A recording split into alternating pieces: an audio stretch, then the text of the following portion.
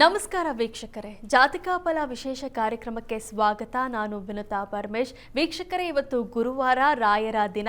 ಹಾಗಾದರೆ ಈ ದಿನದ ವಿಶೇಷತೆ ಏನು, ಜೊತೆಗೆ ನೀವು ಕಳಿಸಿರುವ ಸಂದೇಶಗಳು ಹಾಗೂ 12 ರಾಶಿಗಳ ಬಗ್ಗೆ ತಿಳಿಸ್ಕೊಡ್ತಾ ಹೋಗ್ತೇವೆ. ಮೊದಲಿಗೆ ಕಾರ್ಯಕ್ರಮಕ್ಕೆ ಪ್ರಾಜ್ಞರಾದ ಶ್ರೀ ಶ್ರೀಕಂಠ ಶಾಸ್ತ್ರಿಗಳನ್ನು ಸ್ವಾಗತಿಸೋಣ. ಶಾಸ್ತ್ರಿಗಳೇ, ಕಾರ್ಯಕ್ರಮಕ್ಕೆ ಸ್ವಾಗತ. ನಮಸ್ಕಾರ ಶಾಸ್ತ್ರಿಗಳೇ, ಇವತ್ತು ಗುರುವಾರ, ಈ ದಿನದ ವಿಶೇಷತೆಯನ್ನು ತಿಳಿಸ್ಕೊಡ್ತಾ ಇದ್ರೆ. ಶ್ರೀ ಗುರುಭ್ಯೋ ನಮಃ. ಹರಿ ಓಂ. ಮೂರ್ತಿತ್ವೇ ಪರಿಕಲ್ಪಿತ ಶಶಿಭೃತೋ ವರ್ತ್ಮಾ ಪುನರ್ಜನ್ಮನ ಆತ್ಮೇತ್ಯಾತ್ಮವಿದಾಂ ಕೃತುಶ್ಚಯಜತಾಂ ಭರ್ತ ಅಮರಜ್ಯೋತಿಷಾಂ ಲೋಕಾನಾಂ ಪ್ರಳಯೋದ್ಭವ ಸ್ಥಿತಿ ವಿಭಶ್ಚಾನೇಕಧಾಯ ಶರದೌ ವಾಚನ್ನ ಸದದಾತ್ಮನೇಕ ಕಿರಣಃ ತ್ರೈಲೋಕ್ಯ ದೀಪೋ ರವಿಃ. ಸಮಸ್ತ ವೀಕ್ಷಕರಿಗೆ ಶುಭೋದಯ, ಶುಭ ಬೆಳಗು. ಈ ದಿನದ ಸಂದೇಶಗಳನ್ನು ಪರಿಶೀಲಿಸುವ ಪೂರ್ವದಲ್ಲಿ ಈ ಹೊತ್ತಿನ ಪಂಚಾಂಗವನ್ನು ಗಮನಿಸಿಕೊಳ್ಳೋಣ. ಶ್ರೀ ಪರಾಭವನಾಮ ಸಂವತ್ಸರ, ಉತ್ತರಾಯಣ, ವಸಂತ ಋತು, ವೈಶಾಖ ಮಾಸ, ಕೃಷ್ಣ ಪಕ್ಷವಾಗಿದೆ. ಈ ದಿವಸ ಗುರುವಾರವಾಗಿರತಕ್ಕಂಥದ್ದು. ದ್ವಾದಶಿ ತಿಥಿ, ಉಪರಿ ತ್ರಯೋದಶಿ ಕೂಡ ಇದೆ. ಈ ದಿವಸ ರೇವತಿ ನಕ್ಷತ್ರವನ್ನು ನಾವು ಕಾಣ್ತೀವಿ. ಈ ದಿವಸ 2 ಗ್ರಹಗಳ ಪರಿವರ್ತನೆಯನ್ನು ನಾವು ಕಾಣ್ತೀವಿ. ತುಂಬ ವಿಶೇಷವಾದದ್ದು. ಒಂದು ಬುಧನ ಪರಿವರ್ತನೆ, ಮತ್ತೊಂದು ಶುಕ್ರನ ಪರಿವರ್ತನೆ. ಬುಧ ಇಷ್ಟು ದಿವಸ ಕುಜಕ್ಷೇತ್ರದಲ್ಲಿದ್ದ, ಆತ ಮಿತ್ರಕ್ಷೇತ್ರಕ್ಕೆ ಬರ್ತಾ ಇದ್ದಾನೆ. ಎಲ್ಲಿಗೆ ಅಂದರೆ ಶುಕ್ರನ ಮನೆಗೆ. ಶುಕ್ರನ ಮನೆಗೆ ಬಂದಾಗ ಭೂರಿ ಸುತದಾರ ಧನಾರ್ಜನೇಷ್ಟಾಹ ಶೌಕ್ರೇ ಅಂತ ಹೇಳುತ್ತೆ. ಭೂರಿ ಅಂದರೆ ಬಹಳ ವಿಶೇಷವಾದ, ಬಹು ಪ್ರಮಾಣದಲ್ಲಿ ಸಂತತಿ ಉಂಟಾಗ್ತಕ್ಕಂಥದ್ದು, ಹೆಂಡತಿ ಮಕ್ಕಳನ್ನು ವಿಶ್ವಾಸದಿಂದ ನೋಡ್ಕೊಳ್ತಕ್ಕಂಥದ್ದು, ಅವರ ಪ್ರೀತಿಗೆ ಪಾತ್ರರಾಗ್ತಕ್ಕಂಥದ್ದು, ಧನಾರ್ಜನೇಷ್ಟ, ಹಣವನ್ನು ಸಂಪಾದಿಸ್ತಕ್ಕಂಥದ್ದು. ಮುಖ್ಯವಾಗಿ ಕಲೆ ಮತ್ತು ಯಾವುದು ಶಾಸ್ತ್ರ ಅಧ್ಯಯನ ಅಂತಿದೆಯೋ, ಸೈನ್ಸ್ ಅಂತೀವಲ್ಲ, ಅದು ಅವುಗಳಿಗೆ ಸಂಬಂಧಿಸಿರ್ತಕ್ಕಂಥದ್ದು. ಶಾಸ್ತ್ರೀಯವಾದದ್ದೆಲ್ಲವೂ ಅಂದರೆ ಶಾಸನ ಮಾಡ್ತಕ್ಕಂಥದ್ದೆಲ್ಲ ಶಾಸ್ತ್ರವೇ. ಅದು ಕಾನೂನಿನ ವಿಷಯವೂ ಆಗಿರಬಹುದು, ಒಂದು ಗಣಿತ ವಿಚಾರ ಆಗಿರಬಹುದು, ವಿಜ್ಞಾನ ವಿಚಾರ ಆಗಿರಬಹುದು, ವಾಕ್ ಉಪನ್ಯಾಸ ಕ್ಷೇತ್ರಗಳಾಗಿರಬಹುದು. ಹೀಗೆ ಅವುಗಳಲ್ಲೆಲ್ಲ ಭಾಷಾ ನೈಪುಣ್ಯತೆ ಅಂತೀವಲ್ಲ, ಅವುಗಳಿಗೆ ಸಂಬಂಧಿಸಿರ್ತಕ್ಕಂಥ ಕ್ಷೇತ್ರಗಳಲ್ಲೆಲ್ಲ ವಿಶೇಷ ಬಲ ಪಡೀಲಿಕ್ಕೆ, ಅದರಿಂದ ಅರ್ಥ ಸಂಪಾದನೆ, ಧನ ಸಂಪಾದನೆಗೆ ಅವಕಾಶ ಉಂಟಾಗುತ್ತೆ ಅನ್ನೋದನ್ನು ಸೂಚಿಸ್ತಾ ಇದೆ. ಇನ್ನು ಶುಕ್ರ ಬುಧನ ಮನೆಗೆ ಹೋಗ್ತಾನೆ. ಬುಧನ ಮನೆಯಲ್ಲಿ ಶುಕ್ರ, ಶುಕ್ರನ ಮನೆಯಲ್ಲಿ ಬುಧ. ಇದೊಂಥರ ಪರಿವರ್ತನೆ ತುಂಬ ಚೆನ್ನಾಗಿದೆ. ಬುಧನ ಮನೆಯಲ್ಲಿ ಶುಕ್ರ ಸಂಚರಿಸುವಾಗ ಅರ್ಥವಾನ್ ಕಲಾವಾನ್ ಮಿಥುನಗೆ ಅಂತ ಹೇಳುತ್ತೆ. ನೃಪತಿ ಸತ್ಕೃತಃ ಅಂತಲೂ ಹೇಳುತ್ತೆ. ನೃಪತಿ ಸತ್ಕೃತಃ ಅರ್ಥವಾನ್ ಕಲಾವಾನ್ ಮಿಥುನಗೆ ಅಂತ. ರಾಜಮಾನ್ಯತೆ ಸಿಗುತ್ತೆ, ರಾಜರಿಂದ ಸನ್ಮಾನ ಸಿಗುತ್ತೆ ಅಂತಕ್ಕಂಥದ್ದು ಒಂದಾದರೆ, ಹಣ ಸಂಪಾದನೆಯಲ್ಲೂ ತೊಡಗ್ತಾರೆ ಅವರು ಕೂಡ. ಕಲಾಕ್ಷೇತ್ರಗಳಲ್ಲಿ ಹೆಚ್ಚಿನ ಆಸಕ್ತಿ ಬರುತ್ತೆ, ಕಲೆಯಿಂದ ಸಂಪಾದನೆ ಹೆಚ್ಚಾಗುತ್ತೆ. ಕಲಾವಾನ್ ಅಂತಲೇ ಹೇಳಿದೆಯಲ್ಲ, ಹೀಗಾಗಿ ಕಲೆಯಲ್ಲಿ ಹೆಚ್ಚಿನ ಆಸಕ್ತಿ ಮೂಡ್ತಕ್ಕಂಥದ್ದು. ವೃಷಭದ ಅಧಿಪತಿ ಶುಕ್ರ, ಅವನು ಮಿಥುನ ರಾಶಿಗೆ ಹೋದಾಗ ಕಲಾಸಕ್ತಿ ಹೆಚ್ಚಾಗುತ್ತೆ. ಏನು ಸುಮ್ಮನೆ ಯಾಕೆ ಕೂತಿದ್ದೀನಿ, ಒಂದು ಸಂಗೀತಕ್ಕಾರು ಹೋಗೋಣ, ಸುಮ್ಮನೆ ಯಾಕೆ ಕೂತಿ ಒಂದು ಪೇಂಟಿಂಗಾರು ಸೇರಿಕೊಳ್ಳೋಣ, ಸುಮ್ಮನೆ ಯಾಕೆ ಕೂತೀನಿ ಒಂದು ಕುಸರಿ ಕೆಲಸ ಏನಾದ್ರು ಮಾಡೋಣ, ಈ ಥರದ್ದು. ಮನೆಯಲ್ಲಿ ಕೂತಿದ್ದವರೇ ಅದು ಇದು ತೊಗೊಂಡ್ಬಂದು ಏನೋ ಒಂದು ಮನೆಗೆ ಬೇಕಾಗಿರೋ ಒಂದು ಅಲಂಕಾರ ಸಾಧನ, ಈ ಥರದ್ದೇನೋ ತೊಡಗ್ಲಿಕ್ಕೆ ಮನಸ್ಸಾಗುತ್ತೆ. ಆ ರೀತಿಯ ಒಂದು ಬುದ್ಧಿಯನ್ನು, ಮನಸ್ಸನ್ನು ಅರಳಿಸ್ತಾರೆ ಈ ಗ್ರಹಗಳು. ಹೀಗಾಗಿ 2 ಶುಭ ಗ್ರಹಗಳ ಪರಿವರ್ತನೆ, ಅದು ಶುಭ ಕ್ಷೇತ್ರಗಳಲ್ಲಿ ಆಗ್ತಾಯಿದೆ. ಇದು ತುಂಬ ವಿಶಿಷ್ಟವಾದ ಫಲವನ್ನು ತಂದುಕೊಡ್ತಕ್ಕಂಥದ್ದು.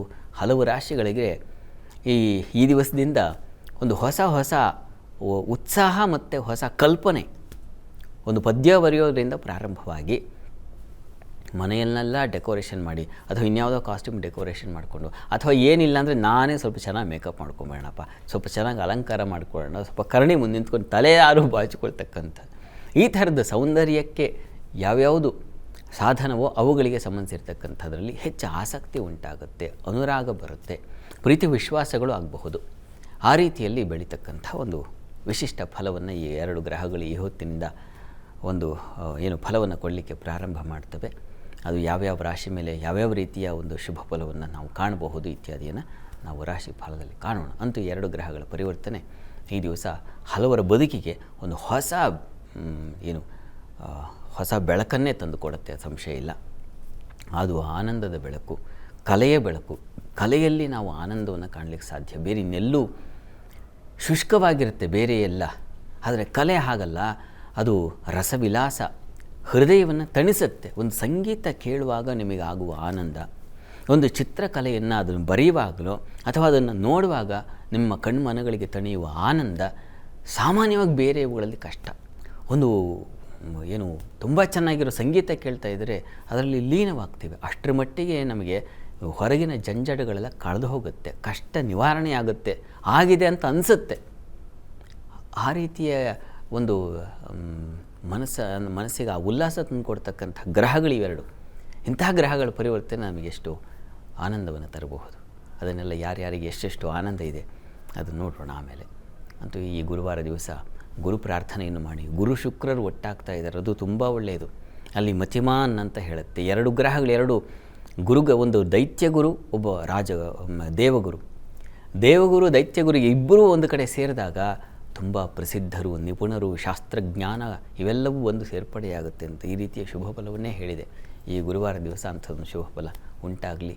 ನಾವು ಆ ಗ್ರಹಗಳ ಪ್ರಾರ್ಥನೆ ಮಾಡೋಣ. ಶಾಸ್ತ್ರಿಗಳೇ, 2 ಶುಭ ಗ್ರಹಗಳ ಬಗ್ಗೆ ತಿಳಿಸ್ಕೊಟ್ರಿ. ಈ ಬುಧ ಹಾಗೂ ಶುಕ್ರನ ಅನುಗ್ರಹ ಯಾವ ರಾಶಿಗಳಿಗಿದೆ ಅಂತ ನೋಡೋಣ. ಅದರ ಪೂರ್ವದಲ್ಲಿ ಇವತ್ತಿನ ಸಂದೇಶಗಳ ಕಡೆ ಗಮನ ಹರಿಸೋಣ. ಮೊದಲ ಸಂದೇಶ ಸಾಗರ ಸಂಗಪ್ಪ ಬಬಲೇಶ್ವರ, ರಾಯಚೂರಿಂದ. ಇವರು ಹುಟ್ಟಿದ ದಿನಾಂಕ 2/12/2003, ಹುಟ್ಟಿದ ಸಮಯ 4:30 PM. ಇವರ ಪ್ರಶ್ನೆ ಸರ್ಕಾರಿ ಉದ್ಯೋಗ, ವಿದೇಶ ಉದ್ಯೋಗ, ಅವಕಾಶ ಮತ್ತು ಮದುವೆ ಬಗ್ಗೆ ತಿಳಿಸ್ಕೊಡಿ ಅಂತ. ಸಾಗರ ಸಂಗಪ್ಪ ಬಬಲೇಶ್ವರ ಅವರ ಪ್ರಶ್ನೆ ಅಲ್ವಾ? ಅದು ಅವರು ವೃತ್ತಿ ಮತ್ತು ವಿವಾಹ ಎರಡು ಬಗ್ಗೆ ಕೇಳಿದ್ದಾರೆ. ಸರ್ಕಾರಿ ನೌಕರಿ ಸಾಧ್ಯವಾ, ವಿದೇಶದಲ್ಲಿ ನೆಲೆಸೋಕೆ ಸಾಧ್ಯವಾ, ಇದೆಲ್ಲ ಕೇಳಿದ್ದಾರೆ. ಜಾತಕ ನೋಡೋಣ. ನೋಡಿ, ತಮ್ಮದು ಮೇಷ ಲಗ್ನವಾಗಿದೆ. ಲಗ್ನದಿಂದ ಕರ್ಮಾಧಿಪತಿ ಶನೈಶ್ಚರ ನಿಮಗೆ ತೃತೀಯದಲ್ಲಿದ್ದಾನೆ. ತೃತೀಯದಲ್ಲಿ ಶುಭಗ್ರಹ ಶುಭ ಸ್ಥಾನದಲ್ಲಿರ್ತಕ್ಕಂಥದ್ದು ತುಂಬ ಒಳ್ಳೆಯದು. ಅದು ಬುಧನ ಮನೆಯಲ್ಲಿ ಶನೈಶ್ಚರ ಇರ್ತಕ್ಕಂಥದ್ದು.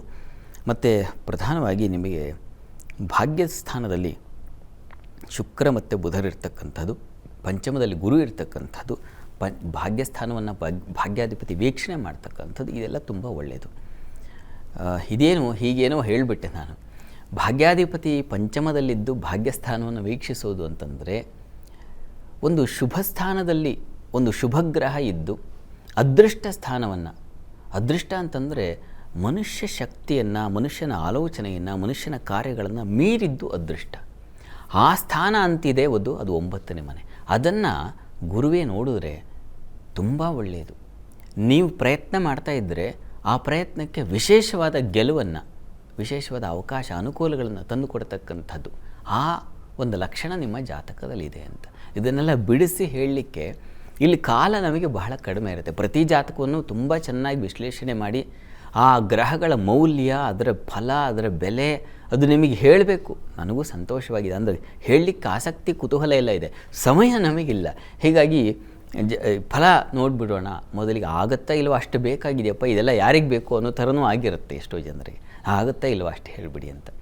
ಆದರೆ ನನಗೆ ಹಾಗಲ್ಲ, ವಿಸ್ತರಿಸಿ ಹೇಳೋಣ ಅನಿಸುತ್ತೆ. ಕಾಲ ನನ್ನನ್ನು ಬಂಧನ ಮಾಡುತ್ತೆ, ಏನು ಮಾಡೋಣ ಹೇಳಿ.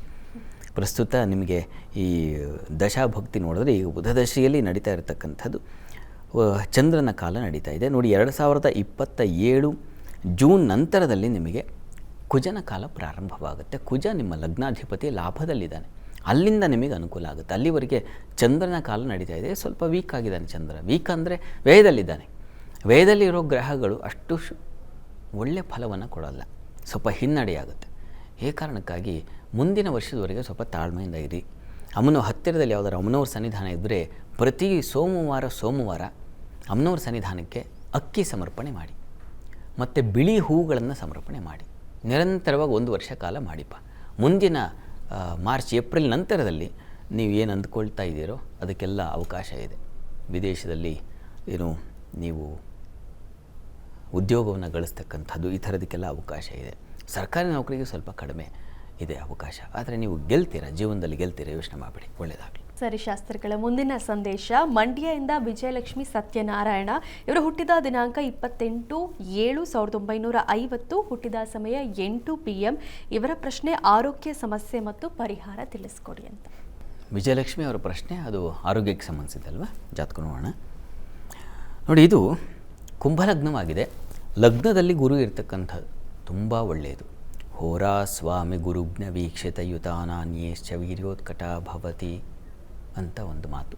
ಹೀಗಾಗಿ ಲಗ್ನದಲ್ಲಿ ಗುರುವಿದ್ದರೆ ಎಷ್ಟೋ ನಿವಾರಣೆ ಶಕ್ತಿ ಅಂತೂ ಇರುತ್ತೆ ಅಂತ, ಆತಂಕ ಬೇಡ. ಪ್ರಸ್ತುತ ಕಾಲವನ್ನು ನೋಡೋಣ. ಈಗ ತಮಗೆ ನಡೀತಾ ಇರತಕ್ಕಂಥದ್ದು ಬುಧ ದಶೆಯಲ್ಲಿ ಈಗ ಕೇತು ಭುಕ್ತಿ ನಡೀತಾ ಇದೆ. ಕೇತು ಜುಲೈವರೆಗೆ ಕೇತು ಭುಕ್ತಿ ಇದೆ. ಕೇತು ಅಷ್ಟಮದಲ್ಲಿದ್ದಾನೆ. ಸ್ವಲ್ಪ ನೋಡಿ, ಲಗ್ನದಲ್ಲಿ ಗುರು ಇದ್ದಾನೆ ನಿಜ, ಆದರೆ ಅಟ್ ಪ್ರೆಸೆಂಟ್ ಯಾವ ಗ್ರಹ ನಡೀತಾ ಇದೆ ಅದು ಬಹಳ ಮುಖ್ಯ.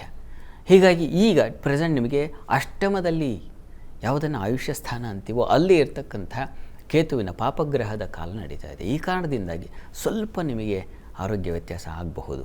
ಇದಕ್ಕೇನಪ್ಪ ಪರಿಹಾರ ಅಂದರೆ, ಹತ್ತಿರದಲ್ಲಿ ಯಾವುದಾದ್ರು ಗಣಪತಿ ಸನ್ನಿಧಾನ ಇದ್ದರೆ ಗಣಪತಿಗೆ ಕೆಂಪು ಗಂಧದಿಂದ ಗಂಧೋದಕ ಅಭಿಷೇಕ ಅಂತ ಕರೀತಾರೆ. ಕೆಂಪು ಚಂದನವನ್ನು ತೆಗೆದು ಅದರಿಂದ ಬರತಕ್ಕಂಥ ಯಾವ ಗಂಧ ಇದೆ ಅದರಲ್ಲಿ ಅಭಿಷೇಕ ಮಾಡಿಸ್ತಕ್ಕಂಥದ್ದು, ಅದನ್ನು ಉದಕ ನೀರಿನಲ್ಲಿ ಬೆರೆಸಿ ಅಭಿಷೇಕ ಮಾಡ್ತಾರೆ. ಅದನ್ನು ದಯವಿಟ್ಟು ಮಾಡಿಸಿ, ಅದು ಆರೋಗ್ಯಪ್ರದ. ತಾವು ಸಾಧ್ಯವಾದರೆ ನಿಮಗೆ ಸಾಮರ್ಥ್ಯ ಇದ್ದರೆ ಒಂದು ಕೇತು ಗ್ರಹ ಶಾಂತಿ ಮಾಡಿಸೋದು ತುಂಬ ಒಳ್ಳೆಯದು. ಕೇತು ಗ್ರಹ ಶಾಂತಿ ಗಣಪತಿ ಮೂಲ ಮಂತ್ರದಿಂದ ಒಂದು ಹವನ, ಇದನ್ನು ಸಾಧ್ಯವಾದರೆ ಮಾಡಿಸಿ. ಇಲ್ಲ ಹತ್ತಿರದಲ್ಲಿ ಗಣಪತಿ ಸನ್ನಿಧಾನ ಇದ್ದರೆ ಕೆಂಪು ಚಂದನದಿಂದ ಗಂಧದ ಅಭಿಷೇಕ ಅಂತ ಹೇಳಿದ್ರೆ ಅವ್ರಿಗೆ ಗೊತ್ತಾಗುತ್ತೆ ಅರ್ಚಕರಿಗೆ. ಅಲ್ಲಿ ಹೋಗಿ ಪ್ರತಿ ಮಂಗಳವಾರ ದಯವಿಟ್ಟು ಒಂದು 8 ಮಂಗಳವಾರ ನಿರಂತರವಾಗಿ ಮಾಡಿಸಿ, ಆರೋಗ್ಯ ಸುಧಾರಿಸುತ್ತೆ, ಒಳ್ಳೆಯದಾಗಿ. ಶಾಸ್ತ್ರಿಗಳೇ, 12 ರಾಶಿಗಳ ಬಗ್ಗೆ ತಿಳಿಸ್ಕೊಡೋದಾದರೆ? 12 ರಾಶಿಗಳ ಫಲಾಫಲ ತಿಳಿಯುವ ಮುನ್ನ ಈ ಹೊತ್ತಿನ ಗ್ರಹಸ್ಥಿತಿಯನ್ನು ಗಮನಿಸ್ಕೊಳ್ಳೋದಾದರೆ, ಮೇಷರಾಶಿಯಲ್ಲಿ ಅಲ್ಲಿ ರವಿ, ಬುಧ ಮತ್ತು ಕುಜರನ್ನ ಕಾಣ್ತಾ ಇದ್ದೀವಿ. ಬುಧನ ಪರಿವರ್ತನೆ ಇದೆ ಈ ದಿವಸ, ವೃಷಭ ರಾಶಿಗೆ ಬಂದು ತಲುಪ್ತಾನೆ. ವೃಷಭ ರಾಶಿಯಲ್ಲಿ ಈಗ ಶುಕ್ರನನ್ನು ಕಾಣ್ತಾ ಇದ್ದೀವಿ. ಶುಕ್ರ ಮಿಥುನ ರಾಶಿಯನ್ನು ಸೇರ್ತಾನೆ ಈ ದಿವಸ. ಮಿಥುನ ರಾಶಿಯಲ್ಲಿ ಈಗ ಗುರು ಮತ್ತು ಮಾಂದ್ಯರನ್ನು ಕಾಣ್ತಾ ಇದ್ದೀವಿ. ಆನಂತರದಲ್ಲಿ ಇಲ್ಲಿಗೆ ಶುಕ್ರನ ಪ್ರವೇಶ ಆಗುತ್ತೆ. ಇನ್ನು ನಂತರದಲ್ಲಿ ಕೇತು ಸ್ಥಿತಿಯನ್ನು ಕಾಣ್ತಾ ಇದ್ದೀವಿ, ಅದು ಸಿಂಹರಾಶಿಯಲ್ಲಿ. ರಾಹುವನ್ನು ಕಾಣ್ತಾ ಇದ್ದೀವಿ, ಅದು ಕುಂಭರಾಶಿಯಲ್ಲಿ. ಮೀನರಾಶಿಯಲ್ಲಿ ಶನಿಚಂದ್ರರ ಯುತಿ ಇದೆ. ಹೀಗಿರುವಾಗ 12 ರಾಶಿಗಳ ಫಲಾಫಲ ತಿಳಿತಾ ಹೋಗೋಣ. ಮೊದಲಿಗೆ ಮೇಷರಾಶಿ. ಮೇಷರಾಶಿಯವರಿಗೆ ನೋಡಿ, ಈ ದಿವಸ ಬುಧನ ಪರಿವರ್ತನೆ. ದ್ವಿತೀಯ ಸ್ಥಾನಕ್ಕೆ ಬುಧ ಬರೋದರಿಂದ ಮುಧರ ವಾಕ್, ವಾಚಿ, ಮೃಷ್ಟ, ಅನ್ನ, ಭೋಕ್ತ ಅಂತೆಲ್ಲ ಹೇಳುತ್ತೆ. ಮತ್ತು ತುಂಬ ಚೆನ್ನಾಗಿ ವಾಗ್ಮಿಗಳಾಗ್ತಾರೆ. ಒಳ್ಳೆಯ ಮಾತಿನ ಪಟುತ್ವ ಬರುತ್ತೆ. ತುಂಬ ಚೆನ್ನಾಗಿ ಮಾತಾಡುವ ಕಲೆ ಉಂಟಾಗುತ್ತೆ ಅನ್ನೋದನ್ನು ಸೂಚಿಸ್ತಾ ಇದೆ. ಶುಭ ಫಲವನ್ನು ನೀವು ಪಡಿತೀರ. ಮತ್ತು ಜನ್ಮದಲ್ಲೇ ಇರತಕ್ಕಂಥ ರವಿ ಕೂಡ ತುಂಬ ಬಲಿಷ್ಠನೂ, ಅಧಿಕಾರವೂ ಇರುತ್ತೆ, ಮಾತು ಇರುತ್ತೆ. ಹಾಗೆ ಉಪನ್ಯಾಸಕಾರರಿಗೆ ತುಂಬ ಚೆನ್ನಾಗಿದೆ. ಈ ಗಣಿತ ಕ್ಷೇತ್ರಗಳಲ್ಲಿ ಯಾವುದನ್ನು ಅಕೌಂಟ್ಸ್ ಫೀಲ್ಡ್ ಅಂತೀವೋ ಆ ಕ್ಷೇತ್ರಗಳಲ್ಲಿ ಇರತಕ್ಕಂಥವ್ರಿಗೆ, ಫೈನಾನ್ಸ್ ಫೀಲ್ಡ್ಗಳಲ್ಲಿ ಕೆಲಸ ಮಾಡ್ತಕ್ಕಂಥವ್ರಿಗೆಲ್ಲ ತುಂಬ ಚೆನ್ನಾಗಿದೆ. ಇನ್ನು ಶುಕ್ರನ ಪರಿವರ್ತನೆ ತೃತೀಯಕ್ಕೆ ಹೋದಾಗ ಸಹೋದರರು, ಸೇವಕರು, ಸಹಾಯಕರು, ಆಳು ಕಾಳು ಅಂತೀವಲ್ಲ, ಅಂಥವ್ರ ಸಹಾಯ ಹೇಳಿದ್ದನ್ನು ತಕ್ಷಣ ಮಾಡಿ ಮುಗಿಸ್ತಕ್ಕಂಥದ್ದು, ಈ ರೀತಿಯ ಶುಭ ಫಲವನ್ನು ನೀವು ಕಾಣ್ತೀರ. ವಿಶ್ವಾಸ ಬರುತ್ತೆ ದೊಡ್ಡವರಲ್ಲಿ, ಗುರು ಹಿರಿಯರಲ್ಲಿ ಒಂದು ಒಳ್ಳೆಯ ನಂಬಿಕೆ ಉಂಟಾಗ್ತಕ್ಕಂಥದ್ದು, ಅವರಿಂದ ಸಲಹೆ ಸಿಗ್ತಕ್ಕಂಥ ಸಾಧ್ಯತೆ ಇದೆಲ್ಲ ಸೂಚಿಸ್ತಾ ಇದೆ. ಈ ದಿವಸ ನಿಮಗೆ ಸ್ವಲ್ಪ ಥ್ರೋಟ್ ಇನ್ಫೆಕ್ಷನ್ನು ಆಗಬಹುದು. ಈ ದಿನದ ಮಟ್ಟಿಗೆ ಅದರ ಕಡೆ ಸ್ವಲ್ಪ ಗಮನ ಇರಲಿ. ಕಿವಿ ಮತ್ತು ಗಂಟಲು ಬಾಧೆ. ಉಳಿದ ಹಾಗೆ ಕೆಲಸ ಕಾರ್ಯಗಳಲ್ಲಿ ಸ್ವಲ್ಪ ಹಿನ್ನಡೆ ಇದೆ. ಸ್ವಲ್ಪ ಸ್ತ್ರೀಯರಿಗೆ ಸ್ವಲ್ಪ ಮನಸ್ತಾಪ, ಭಿನ್ನಾಭಿಪ್ರಾಯಗಳು, ಕೆಲಸ ಆಗಲಿಲ್ವಲ್ಲ ಅನ್ನೋ ವ್ಯಥೆ ವೃತ್ತಿಯಲ್ಲಿ ಅದನ್ನು ಸೂಚಿಸ್ತಾ ಇದೆ. ಮಾತು ಎಲ್ಲ ಚೆನ್ನಾಗಿದೆ, ಆದರೆ ಇದೂ ಇದೆ. ಹೀಗಾಗಿ ಇದರ ನಿವಾರಣೆಗೆ ಅಮ್ಮನವರ ಸನ್ನಿಧಾನದಲ್ಲಿ ಸ್ವಲ್ಪ ಹಾಲನ್ನು ಸಮರ್ಪಣೆ ಮಾಡಿದರೆ ಬಹಳ ಒಳ್ಳೆಯದು. ವೃಷಭ ರಾಶಿಯವರಿಗೆ ನೋಡಿ, ರಾಶ್ಯಾಧಿಪತಿ ಶುಕ್ರ ದ್ವಿತೀಯ ಸ್ಥಾನದಲ್ಲಿ ವಾಕ್ಸ್ಥಾನಕ್ಕೂ, ವಾಗಧಿಪತಿ ಬುಧ ಜನ್ಮಸ್ಥಾನಕ್ಕೂ ಬರ್ತಾನೆ. ಇದು ಎಂಥ ಒಂದು ಶುಭ ಪರಿವರ್ತನೆ ಅಂದರೆ ವೃಷಭ ರಾಶಿಯವರಿಗೆ ಮಾತಿನ ಕೌಶಲ್ಯ ಅಂತೂ, ಮಾತೆಂಬುದು ಜ್ಯೋತಿರ್ಲಿಂಗ ಅಂತಾರಲ್ಲ ಅಲ್ಲಮ್ಮ ಪ್ರಭುಗಳು, ಆ ರೀತಿಯಲ್ಲಿ ಮಾತಾಡಿದ್ರೆ ಅದಕ್ಕೊಂದು ಬೆಳಕು, ಹೊಳಪು ಎಲ್ಲ ಇರುತ್ತೆ. ಆ ರೀತಿಯ ಒಂದು ಶುಭ ವಾಕ್ಫಲ ಅದು ನಿಮಗೆ ಉಂಟಾಗುತ್ತೆ. ವಿದ್ಯಾರ್ಥಿಗಳಿಗೆ ತುಂಬ ಚೆನ್ನಾಗಿರುತ್ತದೆ. ಕಲಾವಿದರಿಗೆ, ಸಂಗೀತಜ್ಞರಿಗೆ, ಸಾಹಿತ್ಯ, ಕಲೆ ಆಸಕ್ತಿ ಇಂಥ ಕ್ಷೇತ್ರಗಳಲ್ಲಿ ಕೆಲಸ ಮಾಡೋರಿಗೆ, ಡಿಸೈನಿಂಗ್ ಫೀಲ್ಡ್ಗಳಲ್ಲಿ ಇರ್ತಕ್ಕಂಥವರಿಗೆ, ಮತ್ತು ಶಾಸ್ತ್ರಪಟುಗಳಿಗೆ, ಹೊಸ ಅಧ್ಯಯನ ಸಂಶೋಧನೆಗಳಲ್ಲಿ ಆಸಕ್ತರಾಗಿರ್ತಕ್ಕಂಥವರಿಗೆ ತುಂಬ ಚೆನ್ನಾಗಿದೆ. ವಿಶೇಷ ಸಂಪಾದನೆ ಉಂಟಾಗುತ್ತೆ. ಹೀಗಾಗಿ ಚೆನ್ನಾಗಿದೆ ಈ ಪರಿವರ್ತನೆ. 2 ಗ್ರಹಗಳ ಪರಿವರ್ತನೆ ನಿಮ್ಮ ಪಾಲಿಗೆ ಒಂದು ವಿಶೇಷ ರಾಜಮಾನ್ಯತೆ. ಅಲ್ಲಿ ಶುಕ್ರನ ಪರಿವರ್ತನೆಯಿಂದ ರಾಜಮಾನ್ಯತೆ ಬರುತ್ತೆ, ಮತ್ತು ಮಾತಿನಲ್ಲಿ ಮಾಧುರ್ಯದ ಜೊತೆಗೆ ಸಂಪತ್ತು ಅಡಗಿರುತ್ತೆ ಅಂತ, ಆ ರೀತಿಯ ಒಂದು ಶುಭ ಫಲವನ್ನು ಹೇಳುತ್ತೆ. ತುಂಬ ಚೆನ್ನಾಗಿದೆ ಇವರೇ. ಚಂದ್ರ ಲಾಭದಲ್ಲಿದ್ದಾನೆ. ಹೀಗಾಗಿ ಸ್ತ್ರೀಯರಿಗೆ ಸ್ವಲ್ಪ ಸಣ್ಣ ಪ್ರಮಾಣದ ಮಾನಸಿಕವಾಗಿ ಒಂದು ಸ್ವಲ್ಪ ನೋವಾಗಬಹುದು, ಆದರೆ ಲಾಭ ಅಂತೂ ಯಥೇಚ್ಛವಾಗಿದೆ, ಸಮಸ್ಯೆ ಇಲ್ಲ. ಸಣ್ಣ ಪ್ರಮಾಣದ ತೊಡಕನ್ನು ಸೂಚಿಸ್ತಾ ಇದೆ. ಪರಿಹಾರಕ್ಕಾಗಿ ನೀವು ಅಮ್ಮನವರ ಸನ್ನಿಧಾನಕ್ಕೆ ನೀವು ಕೂಡ ಕ್ಷೀರ ಸಮರ್ಪಣೆ, ಅಕ್ಕಿ ಸಮರ್ಪಣೆ ಮಾಡೋದು ತುಂಬ ಒಳ್ಳೆಯದು. ಮಿಥುನ ರಾಶಿಯವರಿಗೆ ಶುಕ್ರ ಗುರು ಪರಿವರ್ತನೆ ತುಂಬ ಒಳ್ಳೆಯ. ಶುಕ್ರ ನಿಮ್ಮ ರಾಶಿಗೆ ಬರ್ತಾ ಇದ್ದಾನೆ ಈ ದಿವಸ. ಮತಿಮಾನ್, ತೇಜಸ್ವಿ, ಶೂರಃ ಅಂತೆಲ್ಲ ಹೇಳುತ್ತೆ. ಆದರೆ ಅವನು ವ್ಯಯಾಧಿಪತಿ. ನಿಮಗೆ ಬುದ್ಧಿಶಕ್ತಿ ಇದೆ, ಮತಿಶಕ್ತಿ ಇದೆ, ಶೂರತ್ವ ಇದೆ, ಎಲ್ಲವೂ ಇದೆ. ಆದರೆ ನಷ್ಟವಾಗುವ ಸಾಧ್ಯತೆ ಇದೆ. ಎಲ್ಲ ಇದ್ದು ಏನೂ ಇಲ್ಲ ಅನ್ನಿಸುವ ಒಂದು ಭಾವನೆ ಬರುತ್ತೆ ಈ ದಿವಸ. ಕಾರಣ ಏನಪ್ಪ ಅಂದರೆ ಜನ್ಮಾಧಿಪತಿ ಬುಧ ವ್ಯಯದಲ್ಲಿ ಸಂಚರಿಸ್ತಾ ಇದೆ ಈ ಹೊತ್ತಿನಿಂದ. ಹೀಗಾಗಿ ಎಲ್ಲ ಪ್ರತಿಭೆ ಇದ್ದರೂ ಕೂಡ ದಕ್ಕಬೇಕಾದದ್ದು ದಕ್ಕದೆ ಹೋಗ್ಬಿಡೋ ಸಾಧ್ಯತೆ ಸೂಚಿಸ್ತಾ ಇದೆ. ವೃತ್ತಿ ಸ್ಥಳದಲ್ಲೂ ಅಷ್ಟೇ ಸ್ವಲ್ಪ ಸ್ತ್ರೀಯರಿಂದ ಸ್ವಲ್ಪ ಅಸಮಾಧಾನ, ಕಿರಿಕಿರಿ ಉಂಟಾಗ್ತಕ್ಕಂಥದ್ದು. ಈ ದಿವಸ ಚಂದ್ರ ಶನಿ ಒಟ್ಟಾಗಿದ್ದಾರೆ. ಹೀಗಾಗಿ ಮಾನಸಿಕವಾಗಿ ಸ್ವಲ್ಪ ಕಿರಿಕಿರಿ ಹೇಳ್ಕೊಳಕ್ಕಾಗಲ್ಲ, ಬಿಡೋಕ್ಕಲ್ಲ, ಅಂಥ ಒಂದು ವ್ಯಥೆಯನ್ನು ಅನುಭವಿಸೋ ಸಾಧ್ಯತೆ ಸೂಚಿಸ್ತಾ ಇದೆ. ಆದರೆ ಲಾಭ ಇದೆ. ಅದರಲ್ಲೂ ಈ ಕನ್ಸ್ಟ್ರಕ್ಷನ್ ಫೀಲ್ಡಲ್ಲಿರ್ತಕ್ಕಂಥವ್ರಿಗೆ, ಎಲೆಕ್ಟ್ರಿಕಲ್ ಫೀಲ್ಡಲ್ಲಿರ್ತಕ್ಕಂಥವ್ರಿಗೆ, ರಾಜಕಾರಣದಲ್ಲಿ ಇರ್ತಕ್ಕಂಥವ್ರಿಗೆ ತುಂಬ ವಿಶೇಷ ಲಾಭ ಕಾಣಲಿಕ್ಕೆ ಅವಕಾಶ ಇದೆ. ಈ ದಿವಸ ಸ್ವಲ್ಪ ಆರೋಗ್ಯ ವ್ಯತ್ಯಾಸ ಆಗುತ್ತೆ. ಹೀಗಾಗಿ ಧನ್ವಂತರಿ ಪ್ರಾರ್ಥನೆ ಮಾಡಿ. ಇನ್ನು ಕರ್ಕಟಕ ರಾಶಿ. ಕರ್ಕಟಕ ರಾಶಿಯವರಿಗೆ ಈ ದಿವಸ 2 ಗ್ರಹಗಳ ಪರಿವರ್ತನೆ ನಿಮ್ಮ ಪಾಲಿಗೆ ಸ್ವಲ್ಪ ಅತಿ ವ್ಯಯವನ್ನು ಉಂಟು ಮಾಡುತ್ತೆ. ಹೆಚ್ಚಿನ ವ್ಯಯ, ಹೆಚ್ಚಿನ ಅಲೆದಾಟ, ಈ ರೀತಿಯ ಒಂದು ಸ್ವಲ್ಪ ತೊಡಕನ್ನು ಸೂಚಿಸ್ತಾ ಇದೆ.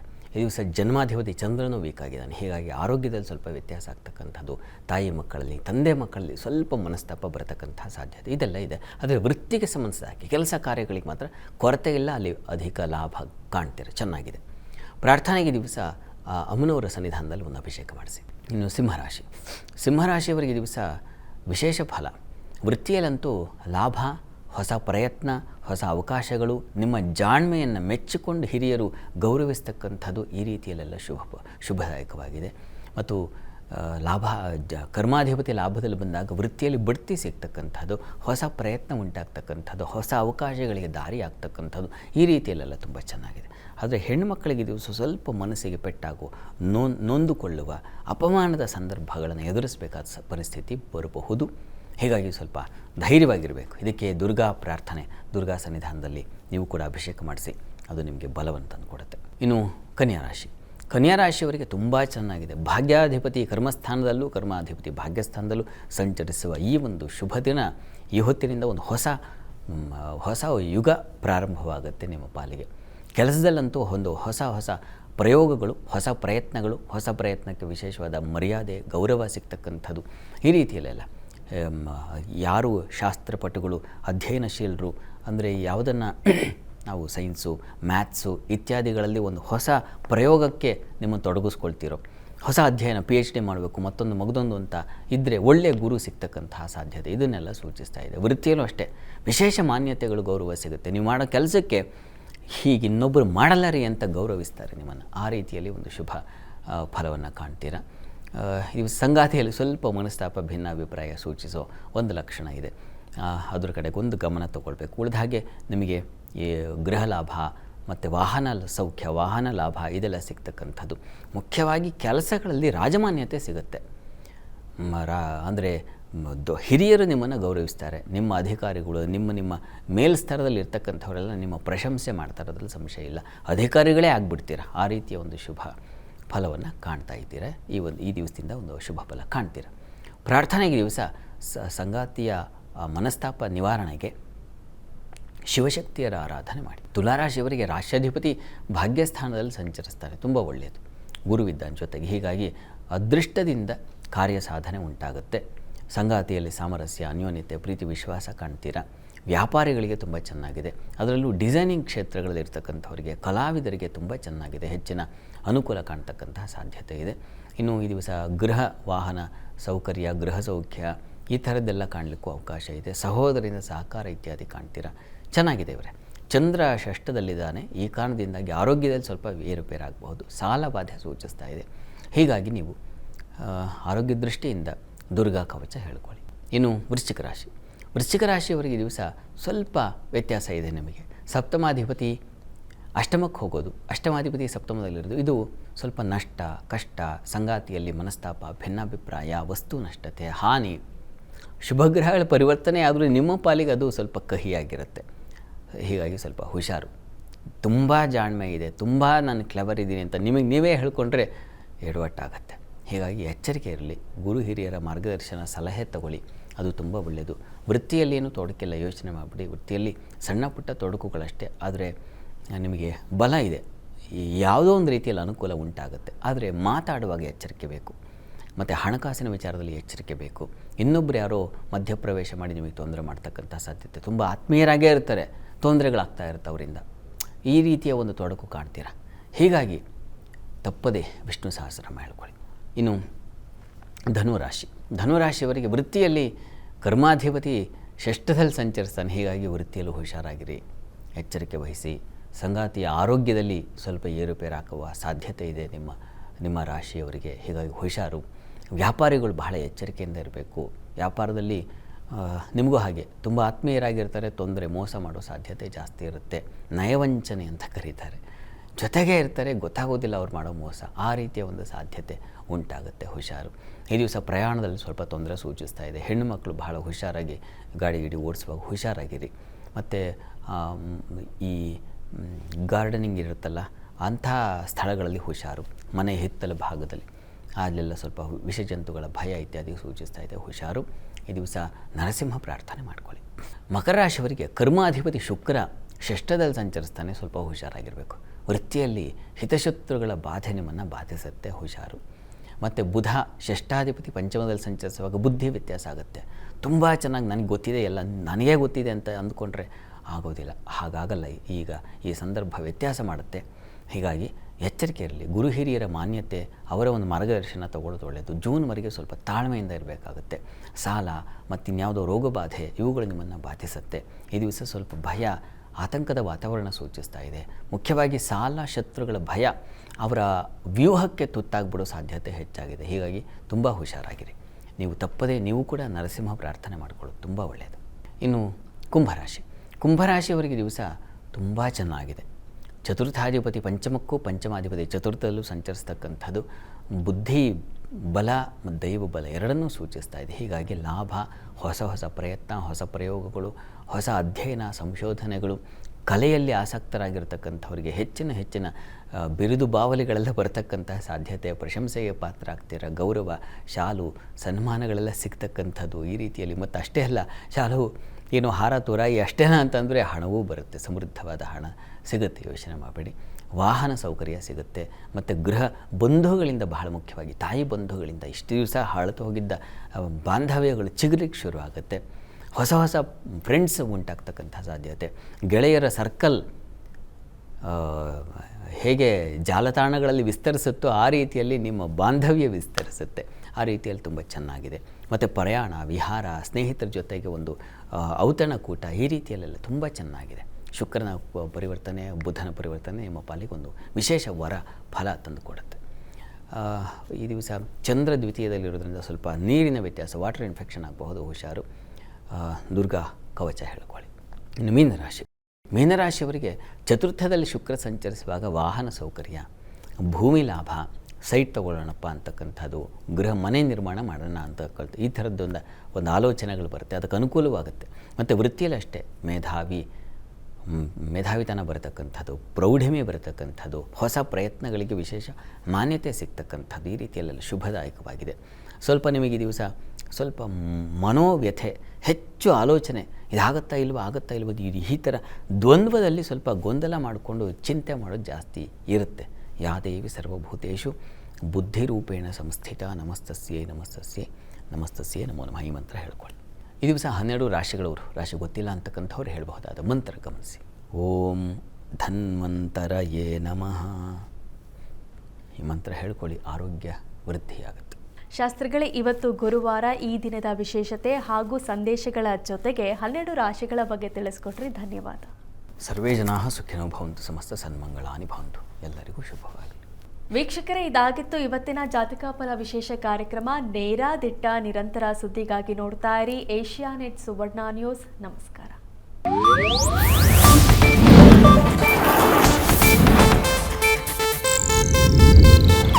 ಇದು ಏಷ್ಯಾನೆಟ್ ನ್ಯೂಸ್ ನೆಟ್ವರ್ಕ್ ಪ್ರಸ್ತುತಿ.